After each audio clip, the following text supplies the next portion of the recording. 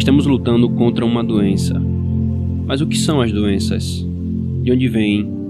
Qual é a relação de nossa fé com elas? E antes, qual é a relação entre Cristo, o Evangelho e a doença? Uma doença, parafraseando o médico Dr. Charles Hodges, envolve mudanças estruturais e funcionais no corpo a partir de uma patologia. Embora a medicina saiba, em boa parte, identificar uma doença, a origem geral dessa realidade é negada por muitos médicos. Mas a Escritura nos diz: a doença não pode e não está incluso no "viu Deus que era bom" quando terminou sua criação. Ou seja, ela não faz parte da criação original, do estado de inocência no qual o homem foi criado. Como todas as desgraças da vida humana, a doença entra na realidade humana agarrada ao pecado e à morte. Sendo o corpo parte da criação, ele também é afetado pelo pecado. E igualmente, outras coisas na criação agora trabalham para nos matar. Doença e o estado de pecado e miséria da alma do homem estão intimamente ligados. Aliás, a doença é o experimentar desse estado. Faz parte das misérias da vida que o pecado nos legou, como parte do juízo de Deus sobre nós. Qual é a relação da doença com a obra de Cristo, então?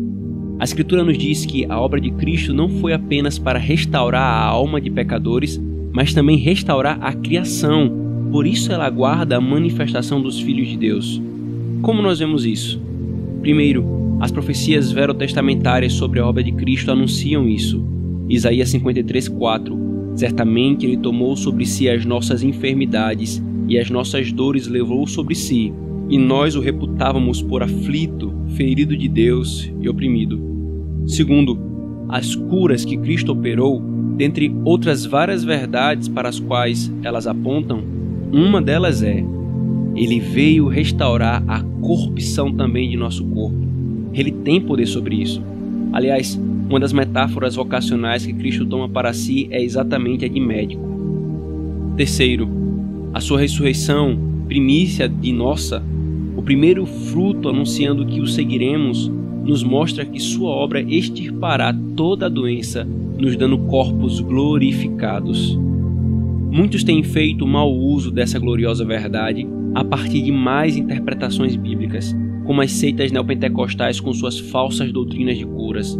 A despeito disso, e que não nos deixemos nos enganar por tais falsos profetas, o Evangelho nos lembra que as doenças devem nos levar a clamar por aquele que nos livrará delas, não necessariamente agora, embora ele possa fazê-lo, mas sim no último dia. Elas devem nos conduzir à esperança, não em remédios ou médicos, embora eles tenham seu lugar e sejam boas coisas dadas por Deus, mas a esperança da redenção do corpo. Eis à nossa porta uma doença que pode ceifar o corpo de muitos, inclusive o nosso. Por obediência ao sexto mandamento, cuidemo-nos o máximo que pudermos. Mas se ela nos alcançar e destruir nosso corpo, ela não triunfará no final. Ressuscitaremos em glória. Não mais choro, não mais pecado, não mais doenças.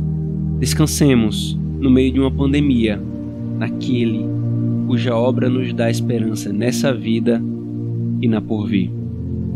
Eu sou Christopher Vicente, pastor da Igreja Presbiteriana Manancial do Natal, em Natal, Rio Grande do Norte, e este é o podcast Caminho da Vida.